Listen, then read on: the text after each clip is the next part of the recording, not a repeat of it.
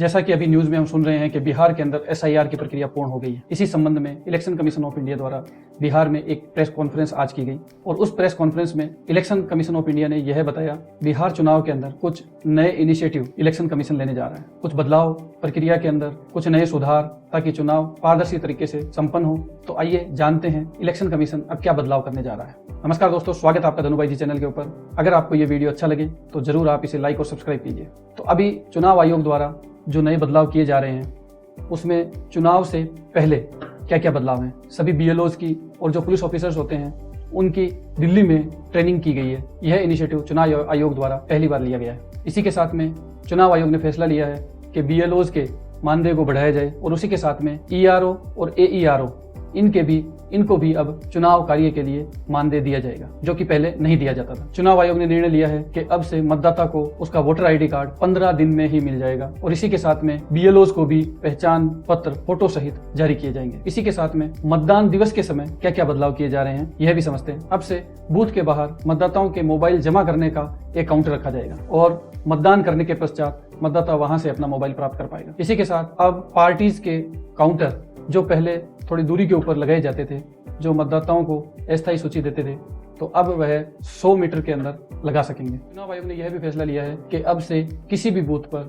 मतदाताओं की संख्या 1200 से ज्यादा नहीं रखी जाएगी, जिससे भीड़ कम रहे और चुनाव प्रक्रिया में कोई भी व्यवधान न हो। चुनाव आयोग ने बिहार चुनाव में 100% वेबकास्टिंग का निर्णय लिया है और अब से ईवीएम के ऊपर प्रत्याशियों की कलर फोटो लगाई जाएगी और सीरियल नंबर है वो भी थोड़े बड़े छापे जाएंगे, जिससे मतदाता को अपने प्रत्याशी को आराम से पहचानने में और उनके नंबर जानने में कोई परेशानी ना हो। कुछ महत्वपूर्ण बदलाव मतगणना के समय भी किए गए हैं, जैसे कि जब चुनाव संपन्न हो जाता है तो एक 17C प्रपत्र तैयार किया जाता है, जिसके अंदर मतदान के समय कितने वोट मशीन में पड़े थे उनकी संख्या लिखी जाती है। अगर वो संख्या मशीन में पड़े वोट गिनती के दिन उनमें कोई अंतर आता है तो जितने भी ऐसे बूथ हैं जहां पे ऐसा अंतर दिखाई देता है वहां की सभी वीवीपैट को गिना जाएगा। और एक और फैसला लिया गया है कि पोस्टल बैलेट की गणना अंतिम 2 राउंड से पहले ही संपूर्ण करनी होगी, उसी के पश्चात ही अंतिम 2 राउंड शुरू किए जाएंगे। पहले मतदान प्रक्रिया का पूरा ब्यौरा एक इंडेक्स कार्ड चुनाव आयोग द्वारा जारी किया जाता है, जिसके अंदर चुनाव प्रक्रिया की शुरू से लेकर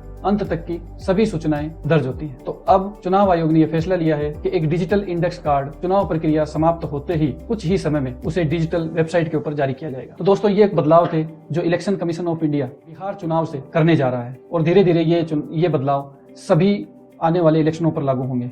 तो दोस्तों, आप क्या समझते हैं, ये बदलाव उनके आरोपों को शांत कर पाएंगे? आपकी क्या राय है, कमेंट में जरूर लिखें। अगर आपको ये वीडियो अच्छा लगे तो इसे लाइक और शेयर जरूर कीजिएगा और ऐसी और न्यूज के लिए आप हमारे चैनल को सब्सक्राइब जरूर कीजिए, फॉलो कीजिए, ताकि आपको आगामी वीडियो सबसे पहले मिल सके।